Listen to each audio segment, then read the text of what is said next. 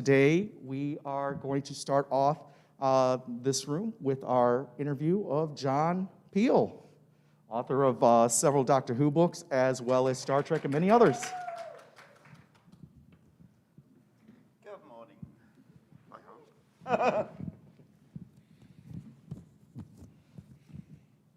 So you have to excuse me, as a teacher, I have this thing that I like to really have some kind of notes for myself just to keep me on track. So my students love that. But so how are you doing, John? I am doing very well. I've been having a lot of fun and some nice people. Yay. So, good. Yeah. Shortly into this, someone will be coming around with a little basket and asking you to give them your badge number. Oh, I left mine in my bag and back. But just to give your badge number, that'll be put on a Post-it note and thrown in for a raffle for 2 special books that I acquired to use for this. So anyhow, let's go ahead and get started. Basically, today's topic with John is just talking about working with Terry Nation, and then specifically the books that he has done in relationship to Terry. So that's basically all the Dalek material that John has done. So let's go ahead and start. I guess the first thing, because of learning quite a bit that you had, before you even got into the novels, you were already working on the Doctor Who and the Daleks book. Right. So can you tell us a little bit about that? What was it like working with Terry, and how you got into doing this specific book? Well, actually, I can tell you a funny story for a start. This is the actual copy of the finished book. And when they were doing the layouts of it, they sent me the original proposal. And originally, this was not blue, this was pink. And I had to convince them that Daleks don't wear pink, which was funny. I mean, that just cracked me up. I do actually have proof copies back in my files of the cover of this book in pink. Wow. But it was like, no, Daleks don't wear pink. The conquerors of the universe do not do pink. Well, if you did kind of look at Moffat's run, when he did bring in the multicolored nicknamed Skittles Daleks, that could have been a strong possibility. But yeah, this book actually was how I met Terry, because before this, I was obviously a huge Dalek fan from being a kid. The very first Doctor Who story I saw was the original Dalek story. So that was my background. And it never occurred to me, it's one of these things you don't think. It never occurred to me I could actually meet Terry. He was like this personage that was there, obviously, but not accessible. You never even thought about it. And it wasn't until St. Martin's Press wanted to do the book that I actually got in touch with Terry. It's kind of odd because, I mean, I had talked to other people involved in the show. I mean, it was not that. It was just that Terry seemed like some kind of unattainable goal that you couldn't get to. Plus the fact that I knew he was in California and I'm in New York, and back in those days, I was a very struggling writer. There was no chance of me getting out to California anyway. Right. And Terry was not a person to do conventions for the most part. He did later. He Right. got into the convention circuit later, but at the time, he was very busy and just didn't get involved.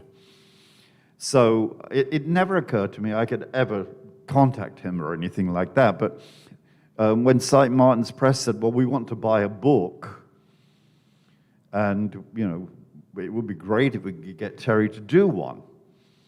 So I had somehow stumbled in. They had said, okay, can you contact Terry for us? And I was like, yeah, okay. I'll try. So luckily there was a young lady who was running a Blake 7 fan club out here in Chicago, and I knew of her, and I got in contact with her, and I said, can you put me in touch with Terry? I have someone who wants to buy a book from him. So she said, well, I'll give Terry your phone number, and if he wants to talk to you, he'll call you up. And sure enough, about 2 or 3 weeks later, I get a phone call in the middle of the day. Hello, this is Terry Nation. Can I talk to John? So that was how I got in contact with Terry. And it was one of those things that we really hit it off together. One of the times, I suggested that we reprint his 1960s Dalek pocketbook, which he wrote. Was my original suggestion for a book for St. Martin's, and he liked the idea. In fact, one of Terry's wise comments, because Terry was very good at this, Terry, at one point I asked Terry, what do you like most about writing? And his answer was reprints. And I said, why reprints? He said, all of the money, none of the work. Nice. So we got along very well, but he was very good at that sort of thing. And he liked the idea of doing a reprint, but then I realized it wouldn't work, and we'd have to do a completely new book with the Daleks. So Terry said, well, I haven't got the time, I'm working, but if you do it, I'll give you all the help I can. And that's what happened. Well, actually, no, that's not what happened. What happened is Terry's wife gave me all the help he could because Terry was, as I say, was working at Paramount at the time, so they were keeping him very busy, mostly out of the way. They were paying him not to write more than paying him to write, but you know, he did not like his time at Paramount very much, because what they basically did was they would say, we're doing this new project, would you like to write the pilot? And he'd write the pilot, and then they'd say, we changed our minds, we're not doing it. Would you like to write a different pilot?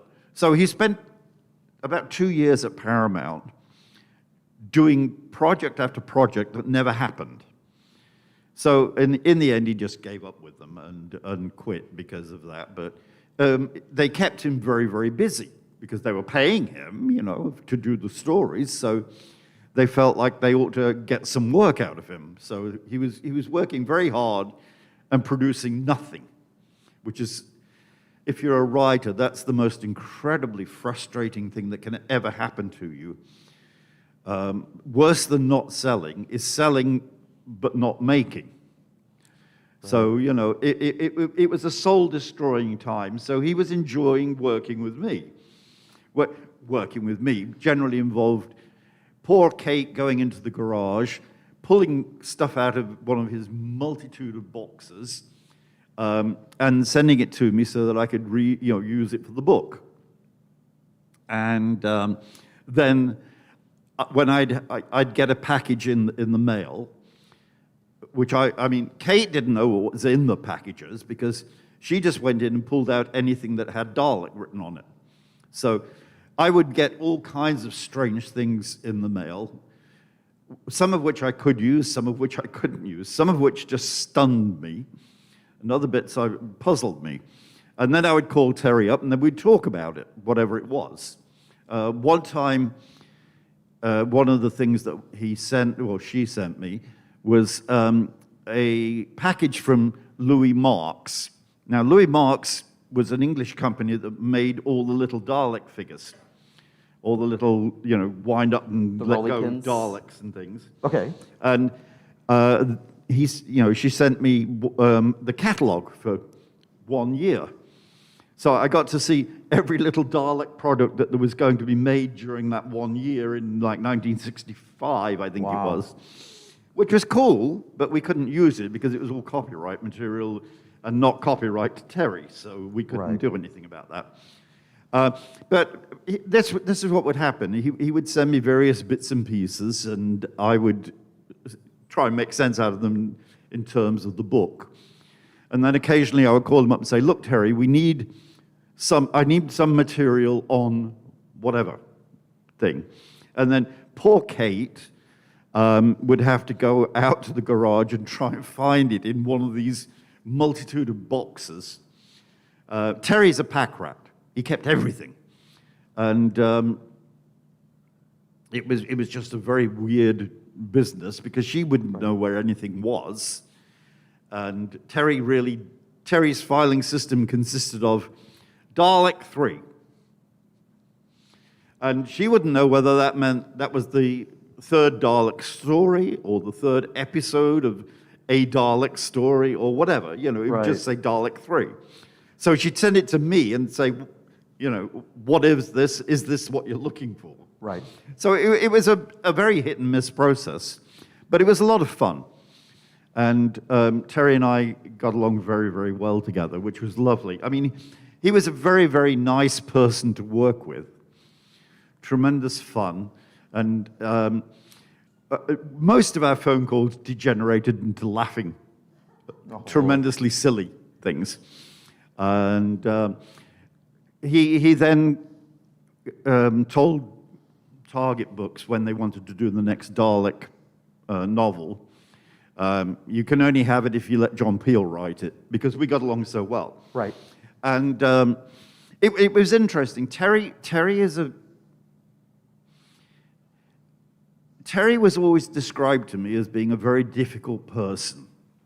And what it meant was not that Terry was difficult. He isn't. I mean, he wasn't the slightest bit difficult. And that was the problem. Because he would give you anything, he would do anything for you if he could. And as a result of which, he would waste a lot of time, and he would give away all of his stuff for free.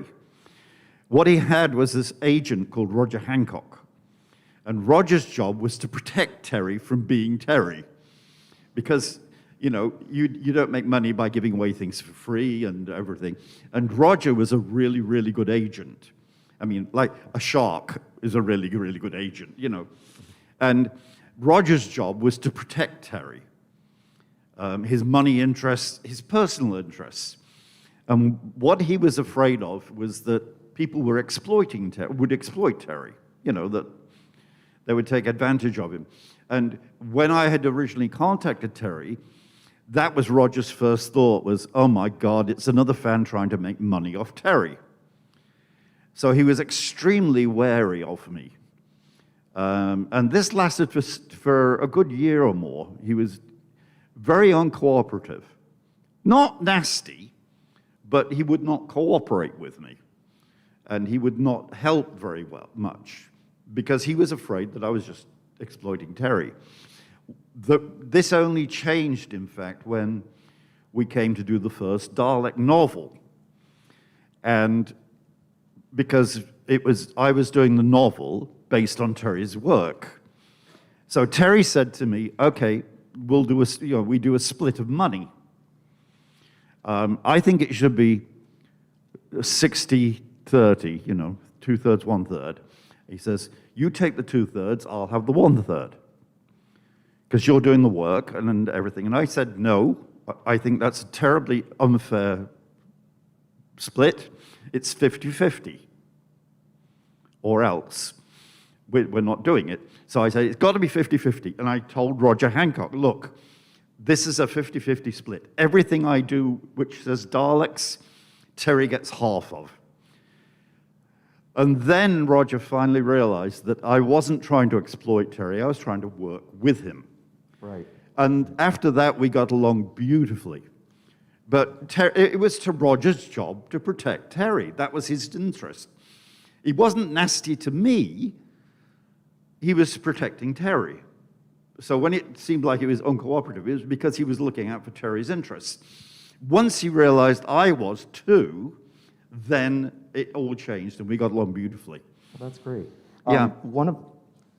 I don't know how other people have felt about it, but over the years, the small little bits and pieces before actually hearing from you on this today and earlier on during the conventions, I had always had the impression of Terry being very tight-fisted, well, with his property, justifiably, is feeling I'm the creator of it, and his relationship with Cusick, with the designs and all this, it just kept feeling like, wow, this guy is a businessman that wants to hold on to everything.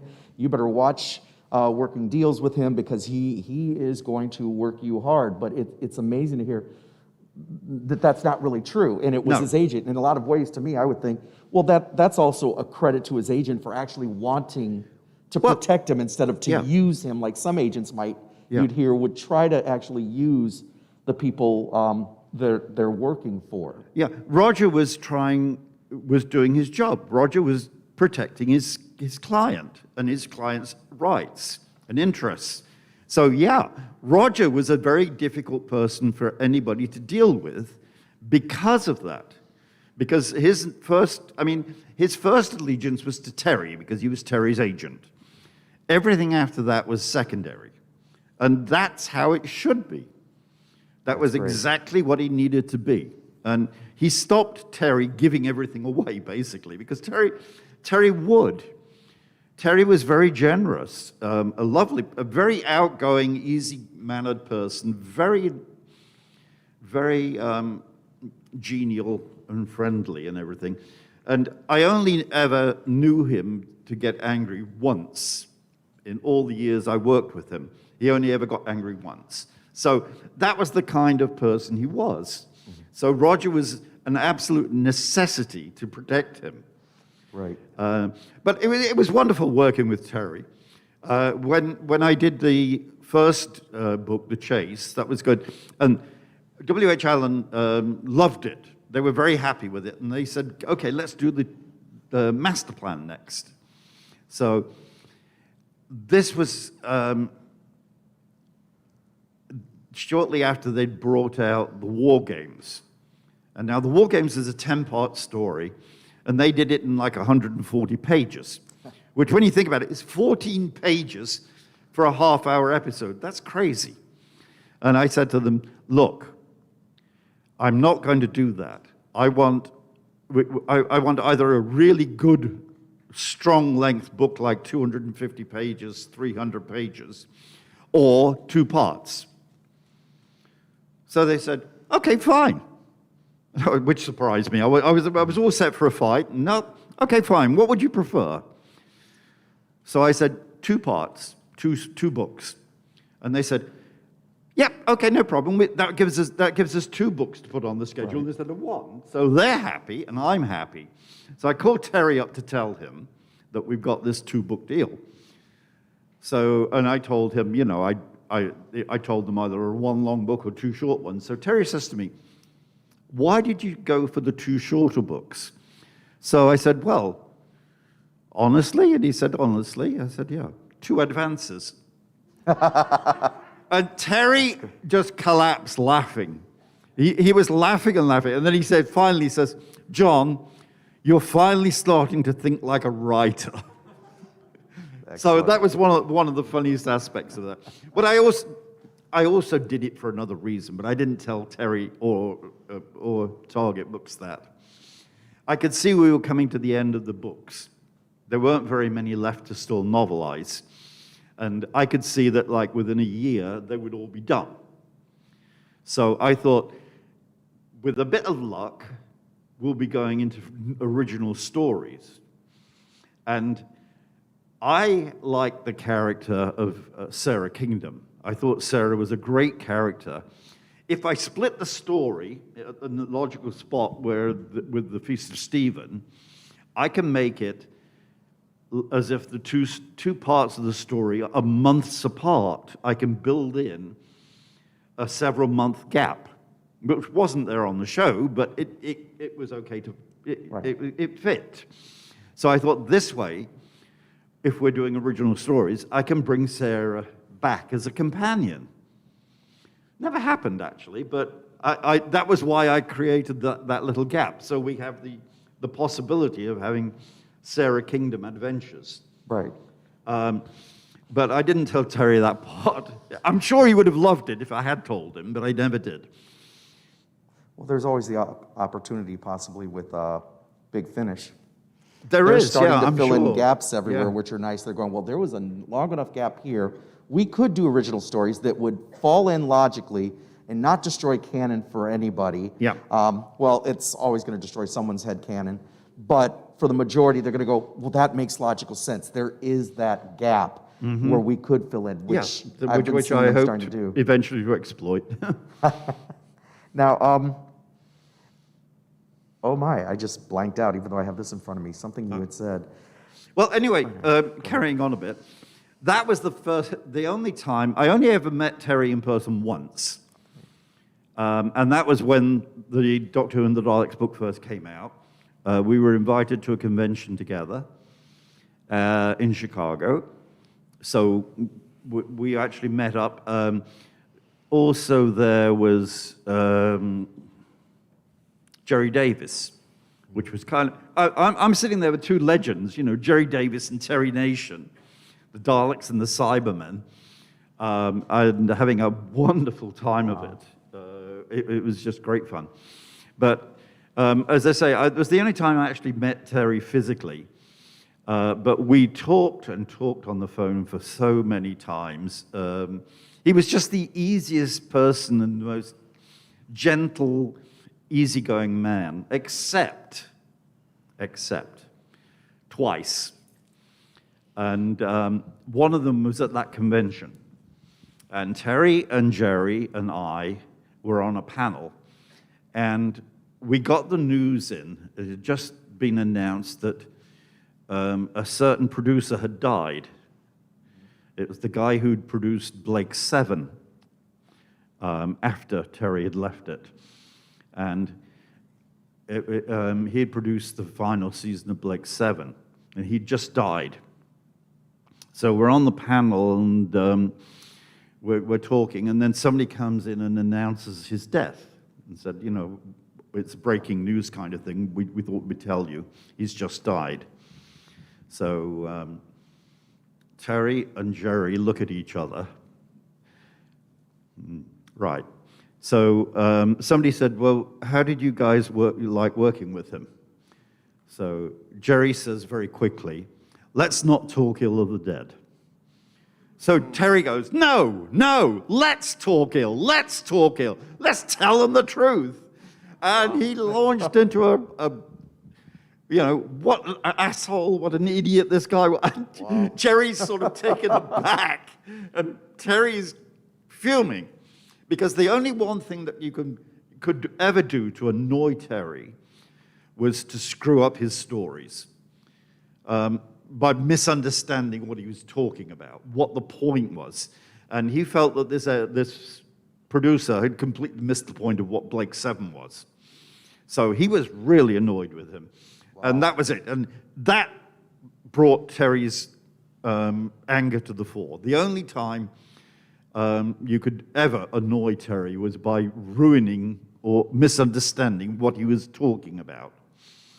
So that was an unusual thing. I'd never had Terry get so violently against someone before. It was it happened again later, one more time, but on the phone, and not in public. But this was in public, and he just blew it.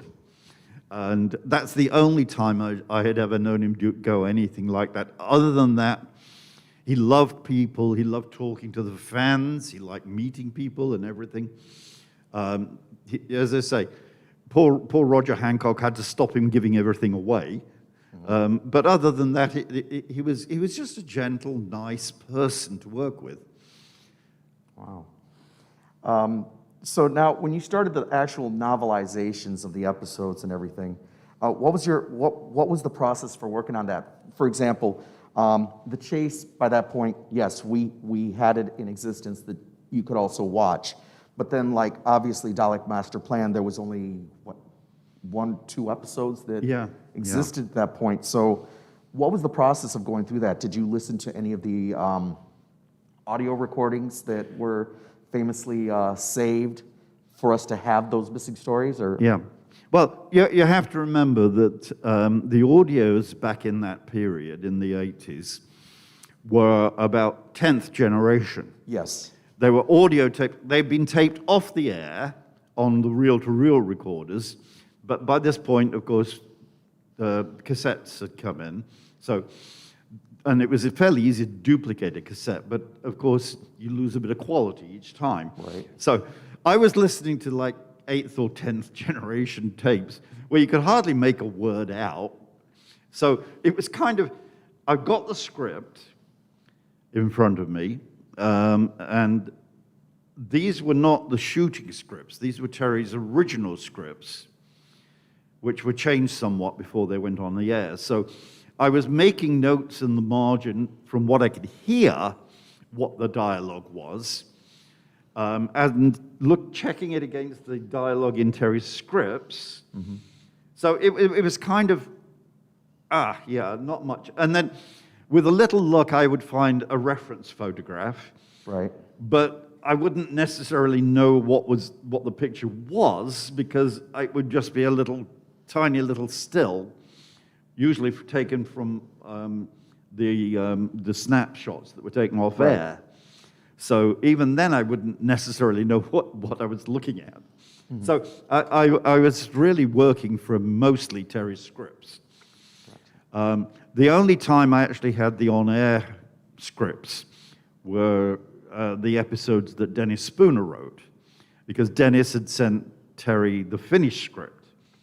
So I had Terry's original scripts and Dennis's finished scripts, and then the audio, and then what would happen, because it was a 12-part, well, essentially a 13-part series. Right. And Terry kind of forgot some of the plot points partway through. So he would mention something in episode 2, and by episode 10, he'd forgotten about it. So characters would come into the script, and then they would not return. I mean, the whole Mission to the Unknown episode, where Mark Corey is recording this thing about the Dalek plan and everything, and the tape and what have you, it just vanished from the script. They never did anything with it. It was just like not there. So you can get away with this over 13 episodes on TV, because by then the viewers probably forgot about it too. But when you're doing a book, you can't forget about it. So I would have to go in and go, okay, I've got to write a scene in here there where this means something. It's got to be significant somewhere. So I would like a little note saying, message, and then I would have to introduce this whole scene, and characters would vanish, and then I would think, okay, well, I've got to explain where they've gone to, or why whatever. So I knew I would have to rewrite the ending. Now Terry was lovely, because I mean, a lot of people would say, I wrote this is my script, you stick to it. Terry would say, John, I had my go at the story. I've done, this was my version of it. Now you take it, it's your version, you do what you think is necessary. Wow. Which was, I mean, no ego whatsoever. That's a huge responsibility to just be trusted. He was just, I was expecting to have to fight for these things, and Terry was like, no, you use your judgment. You're telling the story now, you do it. And it was lovely working with him from that point of view. And he would look over the script when, the manuscript when I was doing it, and say, yeah, I like what you're doing, keep going. So it was great.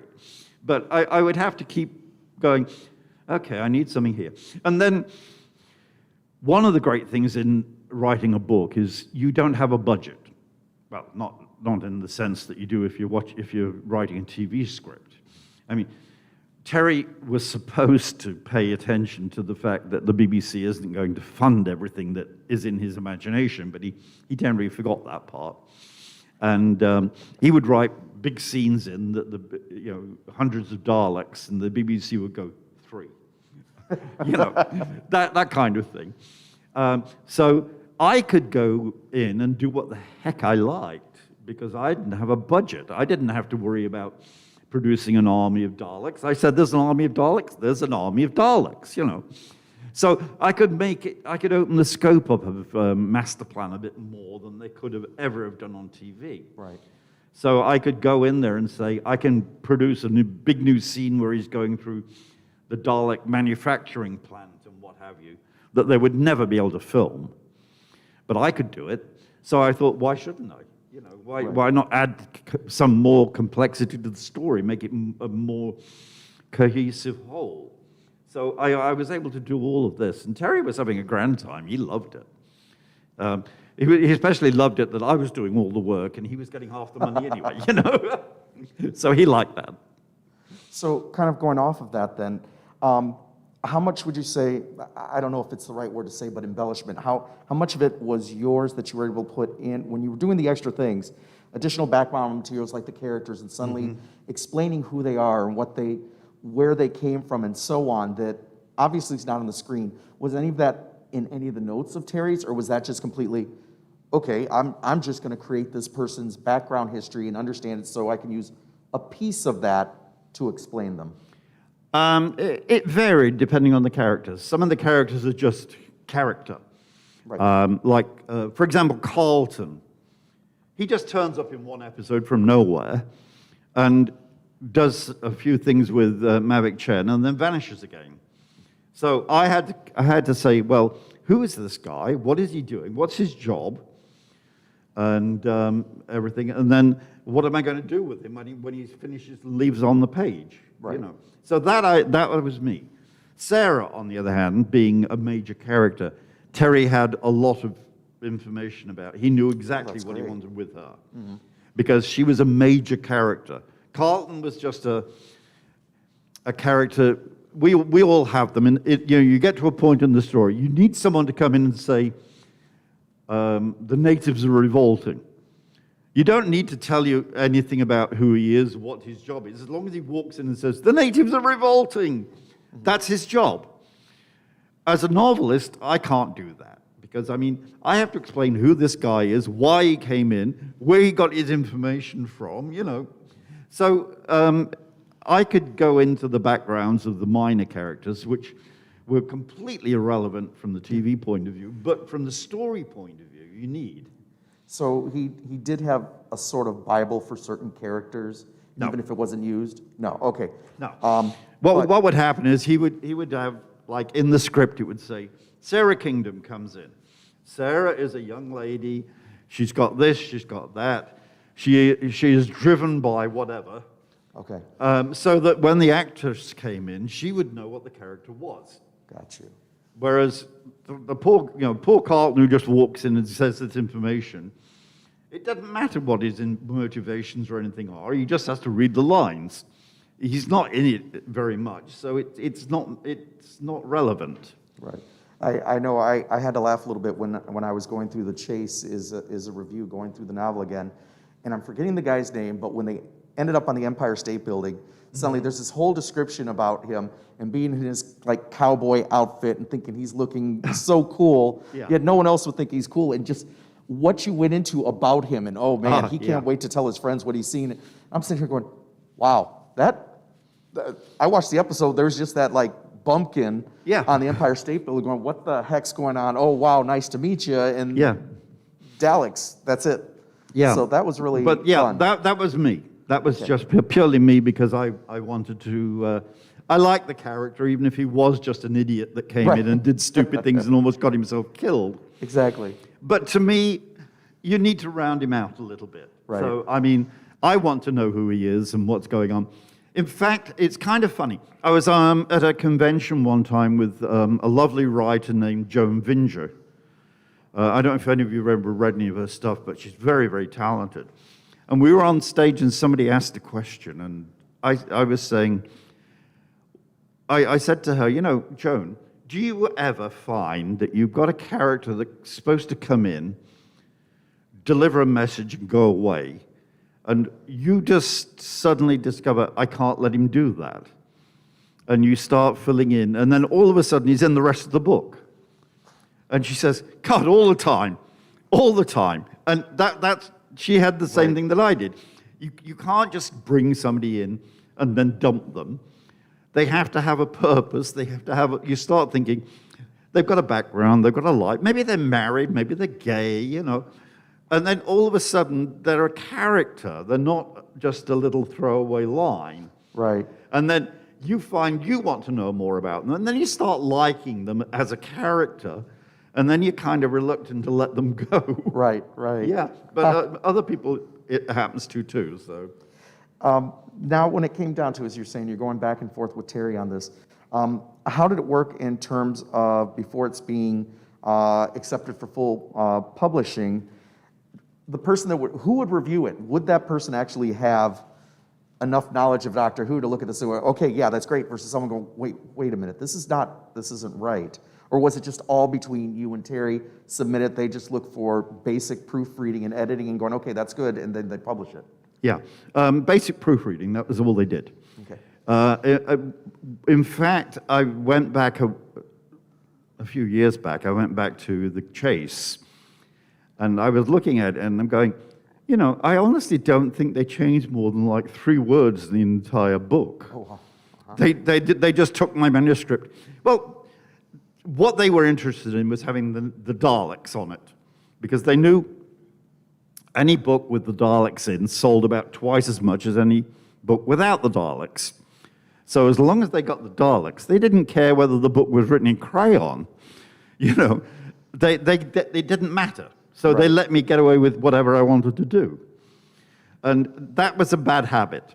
It gets you into bad habits, because then you feel like you can do whatever you like. So when I came to doing Time Worm Genesis, the first original story, I was spoiled. And I didn't do enough checking of my facts, as a result of which I made several big boobs in the book. And I was also spoiled because by that point I'd written a couple of Star Trek books. Now, when you write a Star Trek book, Paramount is paranoid. We used to call them paranoid. They would check everything. They would write detailed notes and what have you, and if you got anything wrong, they knew Star Trek history backwards. Right. And when I was doing Time Worm, I assumed that Peter Darvill Evans, who was the editor, would be the same, that the BBC would read the book and say, no, in episode so-and-so, that we've got a thing. No, right. Nothing. I assumed that Peter would check for mistakes, and Peter assumed I wouldn't make any, because I'd been a Doctor Who fan for years and written all these other books. Right. He assumed that everything I wrote down was accurate. So as a result of which, I ended up giving Ace memories of things that she didn't know, because I'd gotten the stories confused. Gotcha. So I'd been spoiled by being overchecked by Paramount and underchecked by BBC. Right. Now, with any of these, did you use your memory as well of what you remember seeing on screen to fill in, like with Evil of the Daleks and Master Plan, since obviously at the time, there was nothing, there was an existence, I believe, of evil. That was later one episode found, but I can't remember if that was before or after you had written. Yeah. Certainly with Power of the Daleks, I remembered that very clearly. I could remember specific sequences, even though they didn't exist any longer. So right. I could rely on my memory for those. However, certain parts of your memory sometimes play you up. Right. And I remembered that there was a sequence where they were Ben and Polly were taken to see the doctor, the colony doctor, not the doctor. Right. And I couldn't remember anything beyond that. But when I came to the scripts, I discovered that the actual character of the colony doctor didn't exist. They just referenced a doctor, and then that was it. And I thought, well, when I came to write the book, I thought, well, that's silly. A colony, they've got to have a doctor. And the doctor should be a fairly major character, because this is the only person keeping these people alive on this planet, basically. Right. You know, so the Doctor would be an important character. So I wrote in a character that didn't actually exist on TV. Okay. I created her completely. I also, I had a second reason for creating her. is that the only original female character in the story, Janley, is an utter nasty character. There's no positive female. Right. So I wanted to create a character that was a positive female to compare. So the reason for that one being, one of my original novels, I'd written a story in which I wanted, it was a teenage horror story, and I wanted to have my character to have a mother that was a bad mother. Not nasty, just indifferent. She didn't want children, really, and she'd ended up with this girl, and she just didn't care. She left her to do what she wanted. And my editor called me up, and she said, John, oh my God, we can't print this. We'll get accused of being anti-motherhood. And I said, but it's not anti-motherhood, it's one bad character. Right. So she said, no, you can't do that. If you do make, she says, I can see what you're doing with her, why you're doing it. You want to explain why this girl is emotionally troubled. And it made perfect sense in the story. But you need to have a positive female character, mother, to show that you're not against motherhood, you're only against one mother. So that's what when I was coming to do Power of the Daleks, I thought, well, if I do a book where the only major female character is an absolute nasty, I'm going to be accused of being, misogynist or whatever. So I put in a positive female character as a contrast, so that I could say, see, I'm not being nasty about girls in particular. It's just this one. But that's something I got from elsewhere, as I say, right. And then I realized it applied to this book. That's great. And now, obviously, with the animations that have come out, Mm-hmm. and especially Power and more recently Evil, once you've seen those, what was your feelings towards them compared to what you've written? And do you look at it and go, that's how I envisioned it when I was writing it. Mm-hmm. That feels like what I remember from my childhood watching, those kind of things. Yeah. What were your reactions to that? Well, Power I had seen and loved at the time, and the animation caught the feel of what I remembered. Mm-hmm. I never saw Evil. I hadn't seen it in the slightest. All I had were reference materials to work from, right. And no memories. So when I watched Evil recently, I was coming fresh. Okay. Obviously I knew the story and everything, but I didn't know how it would look. I didn't know what they were going to do with it. Mm-hmm. And I just loved it. I have a soft spot for Daleks, what can I say? But yeah, I love them both. I'm enjoying them tremendously. That's great. So then with Power that you did have the memories of, Yeah. did in any way when you were watching that, did you feel a little disappointed in anything or going? No. Obviously, you always think that the animation could be a bit more accurate or whatever, right. But no, it was lovely. It was nice to watch it. I really enjoyed it. And to be honest, I think David Whittaker was probably the best scriptwriter they'd ever had on TV, on Doctor Who. He understood the Daleks beautifully. That lovely, to me, one of the highlights of Doctor Who was always that lovely bit where the Doctor is frantically telling everybody, you've got to destroy these things. And then the Dalek just looks over and says, we are your servants. And the Doctor's like, no, don't believe them. And he seems insane. Right. And it's such a beautiful sequence. You're not left thinking, why are these idiots ignoring him? They're like, why aren't these people locking him up in a sanitarium somewhere, He seems crazy. Exactly. Even though he's right, because he's panicking. Mm-hmm. And Troughton did this so brilliantly. And you can't catch the subtlety of his performance in the animation. Right. But the voice carries it so wonderfully. Definitely. And honestly, as I say, being used to these 8th or 10th generation audio tapes that I'd listened to all these on, it was so nice, crisp, clear audio. And it was just lovely to be able to actually, I can understand what they're saying.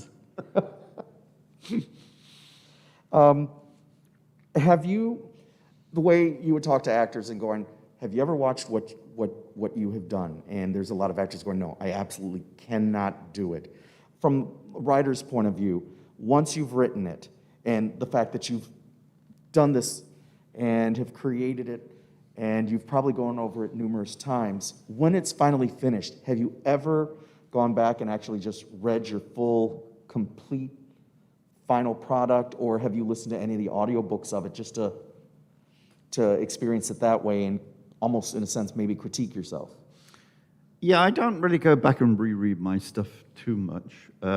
Sometimes I do. But I tell you, when they did the audio versions of The Chase and The Master Plan, I listened avidly to those because, oh my God, they're so beautiful. Yes. Especially, the one that especially surprised me was The Chase with Maureen O'Brien. I mean, I always thought Maureen O'Brien was kind of a limited actress, but boy, does she do that good. Yes, she and did. she gets Hartnell down perfectly, even, the whole thing. And it was just lovely to hear her reading it. Yes. I mean, I'd love to give her a big hug sometime and say, thank you for doing that.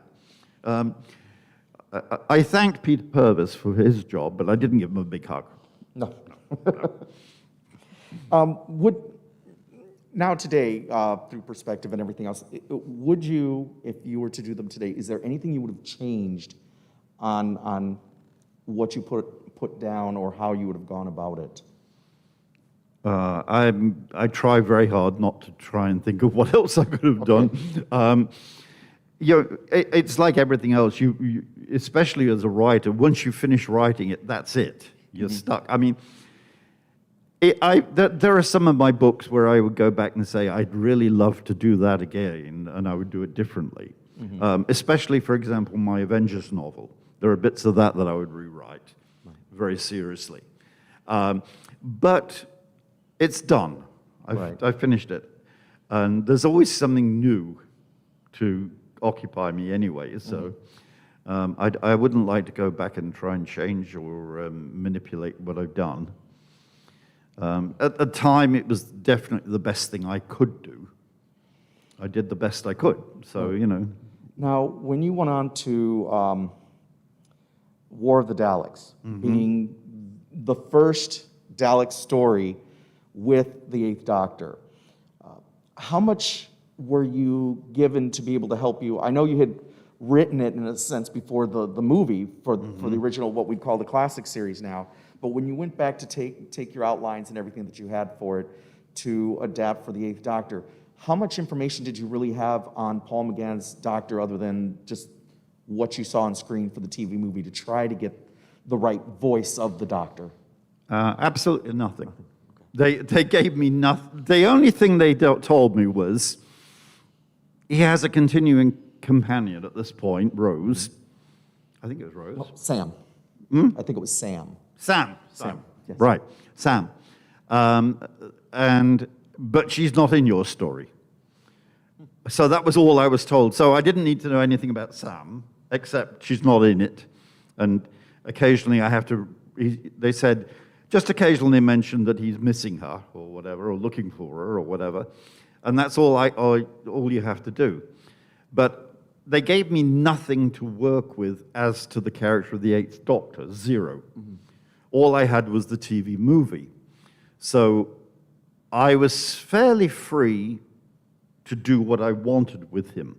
Okay. As a result of which I have him listening to opera and sipping tea in the console room, and I had no idea whether they would carry that on or ignore it totally in the next book. Right. But I tried to make him as close as I could to the character that I thought he should be or would be, as Paul McGann kind of had started to create him. But when you think about it, in almost all the regeneration stories, which is essentially what the TV movie was, the Doctor is not really the Doctor he is going to turn out to be. He's growing into the character. So I knew he would change. Right. But I had no idea in what direction that Paul McGann would have taken this character. So I just simply had to work with him as best I could, knowing very little about him beyond basically just sitting there and watching the movie a few times through. Now, how quick a turnaround was it from the movie airing to them going, John, we would like you to go ahead and do an Eighth Doctor story? I think it was I'm not sure. So I know this came out in 97. Yeah. And it was 96 when the TV movie had come out. Right. So I think it was almost a year after that they contacted me. So there was a good gap. And I knew I had to, because I definitely remember I had to go back and watch it again a few times so that I'd managed to catch the character. But I had no idea they were going to do Eighth Doctor stories at that point. Right. Because I hadn't written any Doctor Who at this point for several years. I mean, I had done the first of the New Adventures, and then I'd done, I think it was the second of the Missing Adventures, right. And then nothing, because that was my most productive writing period. That was when I was approached to do Outer Limits and all these other shows. So for years, I'd been I watched my episodes kind of from time to time as they came out on DVD. But other than that, I hadn't done anything at all with the Doctor until they suddenly called up and said, would you like to do this? Because right. I had no idea where they were up to. I'd followed some of the New Adventures, Missing Adventures, but I'd fallen behind on them, and they were just sitting in a big pile. So I had no idea where the books were at that point.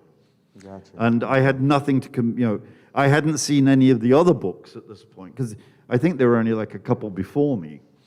Yeah. And I didn't know what was going on at all. I had no idea. So I was kind of coming in completely cold and hopeless. Now, you still watch the series once it returned in 2005. Oh, yeah, very much, yeah. Now, with that, if Target came to you now, since they're starting to, it seemed like, well, we're never going to get any novelizations of the new series. It just looks like that's not happening. Target's defunct. And then suddenly, surprisingly, we're going to release 2 or 3 books. What? But they're filling in the books that we're missing from the classic series. Okay, well, that's still great. We can have the entire classic series run, but what about the new series run? Yeah. Then suddenly we're getting a couple episodes of that being novelized. Now, if Target were to come to you right now, because they still have so many, and a few more they've just announced that they're about to release, and said, John, we would like you to write a novelization. Are there any particular stories, obviously Dalek, but outside of the Dalek stories, are there any particular stories that if you had the opportunity to novelize from the new series, what would you probably go with? I would have, if you'd asked that before they started doing that, I would have said Dalek, because Rob Shearman's book script was brilliant. But he's done that, understandably. Right. So I can't do that one. There are half a dozen I'd like to have a go at, I must admit, including pretty much anything from Jodie's first season. I mean, they knocked me back. I mean, I loved Jodie's first season. I thought that was the best season since the original show. Okay. So pretty much, if they came to me with that and said anything, probably almost anything from the first season of Jodie. I imagine that if they actually came to me, they'd probably say, would you like to do the Daleks? Right. So, Bad Wolf perhaps would be a good one to go for. Because you could have 2 episodes there at least, which would be the equivalent of an old 4-parter. Right. So there would be something to get your teeth into, something you were able to, a good strong story you could work with. That would be good. But yeah, I mean, I could see myself doing that perhaps, but if they gave me an option, I'd rather go back and do an old show. I'm trying to think, do we have any That's just the way I am. still waiting for? Or have they filled them all in now? I think they may have. I think they may have actually filled in every episode now of the classic series. Novelized. I think the Yes, only they one are. that there's the question of is Shada being turned into a paperback. I think that might be the only one that not sure if they're going to do or not, or just keep it as the hardcover due to other issues. But anyway, thank you so much. I know we're down to just a couple of minutes. Does anyone have any questions or comments like to make very quickly? Because otherwise, also, I have someone that's supposed to come around I was wondering about that. and yeah. wanted to get Here we go. want to get your badge numbers to put in this basket, because we're gonna very quickly raffle off as gifts 2 of John's books that we've talked about that I was able to track down that from what I understand are somewhat difficult to get your hands on, or they tend to be a little bit more expensive than you would expect to pay. So I just wanted to use that as a gift here to people, and then hit up John later to get Yeah. signed or personalized and so on. After this panel, I'm going to be going down to the Artist Alley, and so if you want me to sign books for you, by all means, bring them down. I've got a few books of my own, and I mean by few I mean I think it's 3 or 4 now left. If you need to buy one, but these, or if you have already got books, do feel free to stop me at any time to sign them. I mean, I'm very happy to do so. Not a problem. Yeah, just your badge number. We're trying to be fair that way. That way, no one will feel like, oh, you picked so-and-so that you happen to know in the hallways quite a lot or anything. So, Yay. but otherwise, thank you so much, John. Oh, It's always a great pleasure. talking with you, and it's just, again, it's so cool to be able to learn some of the stuff that you do not normally hear about. Unless you go to a ton of conventions, then you may hear some of the same stories, but it's still just great to have a lot of this history and to learn Yeah. about. And I got to tell you, what you were saying about meeting Terry Nation for the first time, or even hearing his voice on the phone, I can definitely relate, because I have to say to everyone here, with John, I've gotten to know a little bit on and off via Facebook over the last few years. And I also got to thank you for being very supportive of some things that have happened to me in my personal life this past year. But I'll be honest, like him and a few other people like Andrew Skilleter, I'm in absolute awe when I get to meet you guys. And like you're saying, when you got to talk to Terry, it was like, oh my goodness, I never thought I'd have. Yeah. It's the same thing. So I have to thank you so much. It's a just pleasure. been amazing to get to know you. And while I know you're a normal person, it's still, like you Not said, that it's normal. just so Yeah. great to have that opportunity to meet you. So thank you so much. Thank you. I appreciate it, and I'm having fun too. So Thank you. it's all part of it. I'm afraid I absolutely adore conventions. I just love them. They're great fun, and it's nice to meet people. And it's also for me. These are a lot of the the convention guests and things are people I grew up with, it's wonderful to meet them. Right. And I mean, I don't know about everybody's experiences, but I've had an almost like 99% positive response to every person I've met at a convention. The guests are just brilliant. And it's just so strange. I mean, I could honestly say that a few I've become friends with, and if you would have told the young teenage me, you're going to get to actually meet this person one day, you're going to actually be talking to them, and not just as a fan, you'll actually be friends with them. I would not have believed it. Get out of here. And like Sophie Aldred Henderson, she's amazing, and it is just really neat to get to know quite a few of you on a personal level as well. And again, it's just this kind of a fandom I love, because you realize, yes, we're all human, we're all the same, Yeah. and I don't know, it's just great. So, okay, Yep. well, John, I'll have you pull out 2 Post-it notes, and then we'll see what prizes we give out based on that badge number. Okay, there we go. Okay. So idea we what will we got start here. off, I guess we'll go with the chronological order. The first number that we're going to pull is for the official Doctor Who in the Daleks book by John and Terry Nation. And what number do we have here? Number 80, badge number 80, unless it's Yay. badge number 08. There we go, okay. 80, okay, excellent. So this one will be your copy. And now for War of the Daleks. Oh, the other side, hang on. There we go, 016. 016, 16, not 910, right? Or is it 910? It could be What's it? Oh, back there in the back. Okay, excellent. All right. Congratulations. And then yours, sir? Otherwise, our time's been up for the last few minutes, so thank you so much, everybody, Yay. for coming in and listening to us and listening to John. And thank Thank you you, again, guys. John. Appreciate it.